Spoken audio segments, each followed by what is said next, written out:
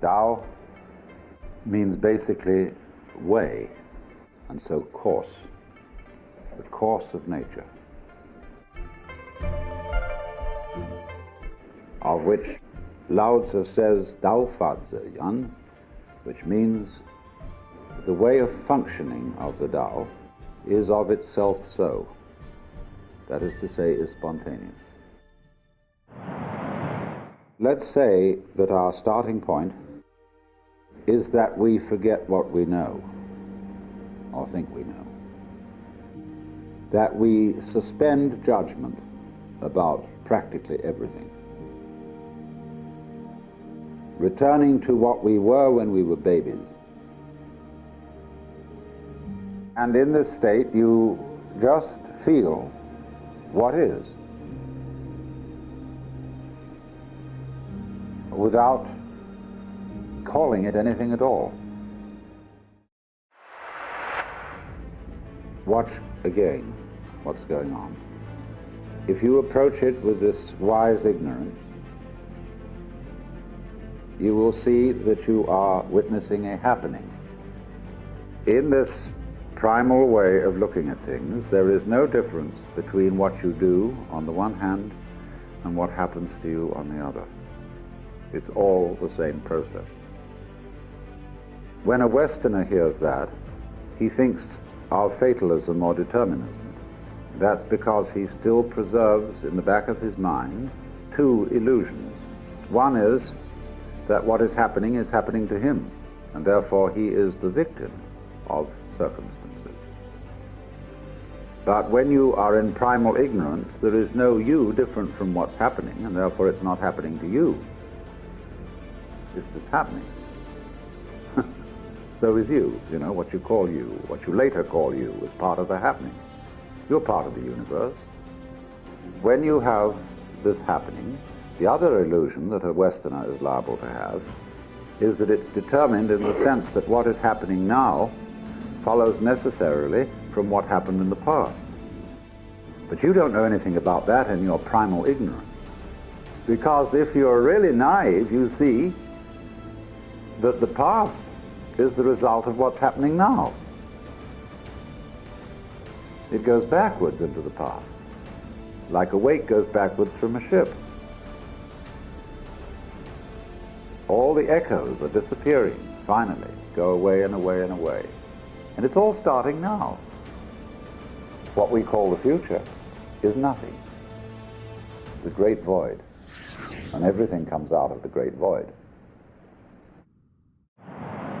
If you shut your eyes and contemplate reality only with your ears, you will find there's a background of silence, and all sounds are coming out of it. They start out of silence. If you close your eyes, listen, just listen.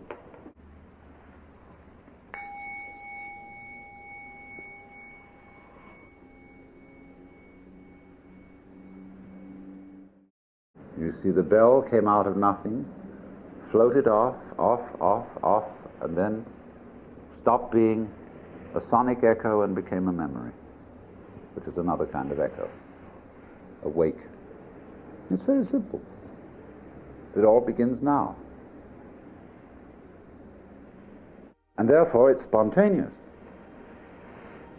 It isn't determined, nor is it capricious, as we distinguish between what is orderly and what is random. Of course, we don't really know what randomness is. If you talk to a mathematician about randomness, he'll make you feel quite weird. What is so of itself? Sui generis in Latin. That means coming into being spontaneously on its own accord. And that's the world. That is the Tao. That makes us feel scared, perhaps. Because we say, well, if all this is happening spontaneously, who's in charge? I'm not in charge, that's pretty obvious. But I hope there's God or somebody looking after all this. But why should there be someone looking after it? Because then there's a new worry that you may not have thought of. Who looks after God? Well, we say. God doesn't need looking after. Oh, well then nor does this. Tao. Because Tao is a certain kind of order. And this kind of order is not quite what we call order. We arrange everything geometrically in boxes or in rows. That's a very crude kind of order.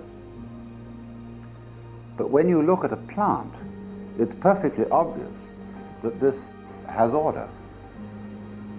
We recognize at once that that is not a mess, but it is not symmetrical, and it is not geometrical looking.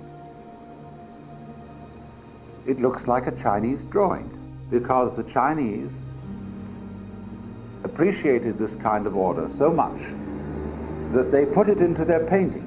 Non-symmetrical order. In the Chinese language, this is called Li. It means originally the markings in jade, also means the grain in wood and the fiber in muscle. Joseph Needham suggested that organic pattern was an ideal translation for this word. And we all recognize it, and the artist copies it.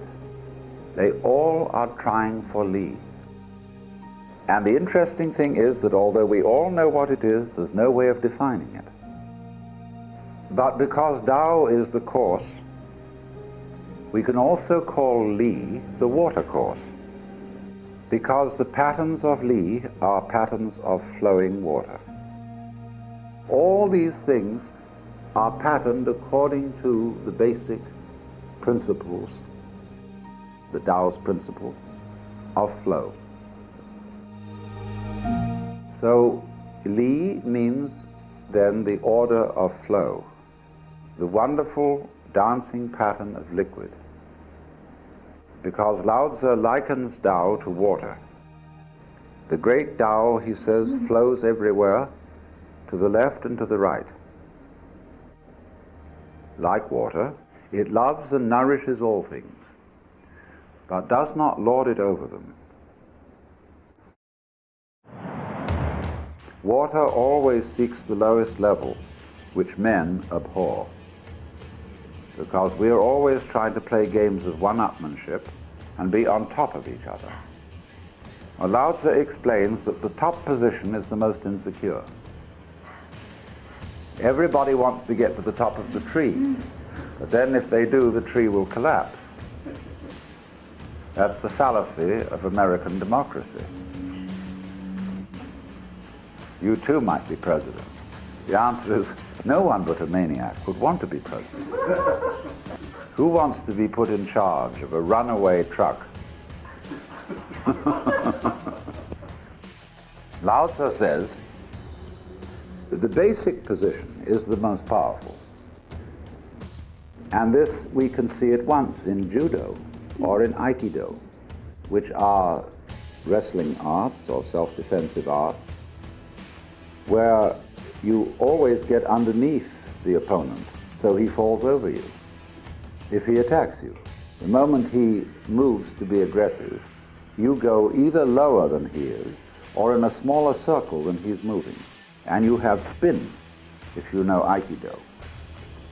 You're always spinning. And you know how something rapidly spinning exercises centrifugal force. So if somebody comes into your field of centrifugal force, he gets flung out, but by his own bounce. It's very curious.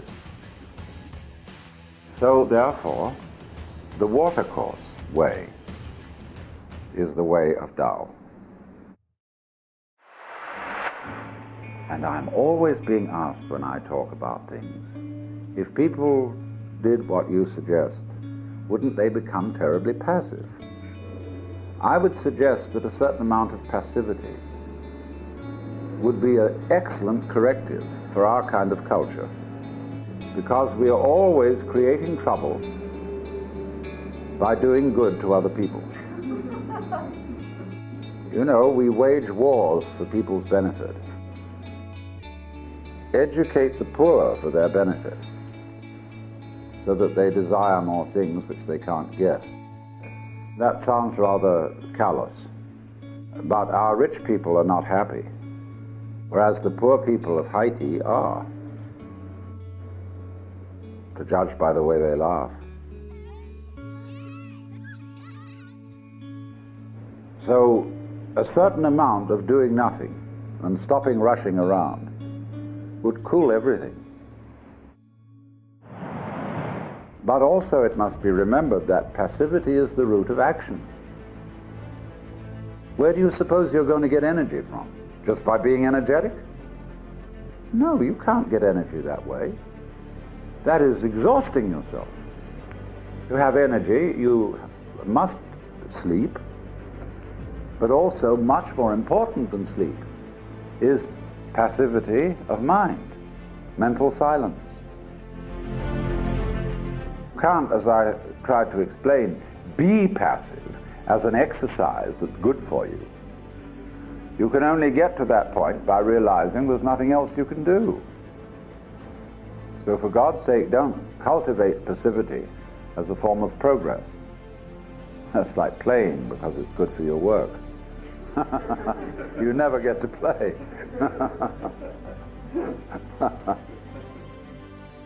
So in the same way, to try and force the issues wears you out. And when you force a lock, you usually bend the key. So you jiggle gently until you find the right opening. So in the same way, anybody who knows how to conduct business always jiggles the key to find the right moment to turn the lock. And then it all happens as if it were natural and none of it were forced. Okay, I'll buy from you. Oh, that's... What? So therefore, the water course will give you the sense that your life is a flowing. The flowing is equally you and what is not you. It's the process that's happening. And when you understand that, you'll stop asking questions about it. You will see that all asking of questions about it is, shall I say, tautological. You get explanations, but don't explain. All explanations of what's happening call for further explanations, because big explanations have little explanations upon their backs to bite them, and little explanations have lesser explanations, and so ad infinitum.